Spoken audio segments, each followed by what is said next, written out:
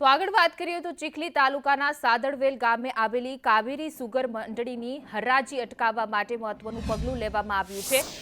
વાસદાના ધારાસભ્ય અનંત પટેલની આગેવાનીમાં ચીખલી પ્રાંત અધિકારીને આવેદનપત્ર આપવામાં આવ્યું છે, સુપરત કરવામાં આવ્યું છે। કાવેરી સુગર મિલની સ્થાપના 1981માં કોંગ્રેસ પાર્ટી દ્વારા આદિવાસી ખેડૂતોના હિતમાં કરવામાં આવી હતી। મંડળી સાથે હાલમાં 25,000 સભાસદો જોડાયેલા છે।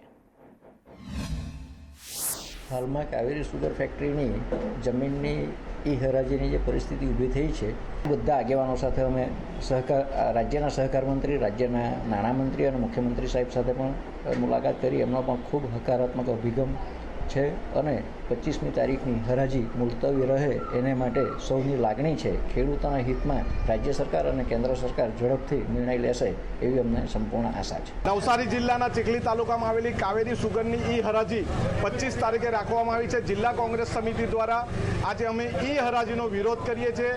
અમારી કાવેરી સુગર જે ચીખલી ખાતે આવેલી છે, આદિવાસી સમાજના ખેડૂતોની જીવાદોરી સમાન છે અને એ હરાજી કરીને જો કાવેરી સુગરને બંધ કરી દેવામાં આવશે અમે સાખી લઈશું નહીં। સુગર ચાલુ થવાની એમ કરીને અમે 90-91માં શેર લીધેલા, 5 શેર લીધેલા છે, પણ આજ દિન સુધી સુગર ચાલુ નહીં કરી ને હવે હરાજી કરવાની વાત કરતા છે।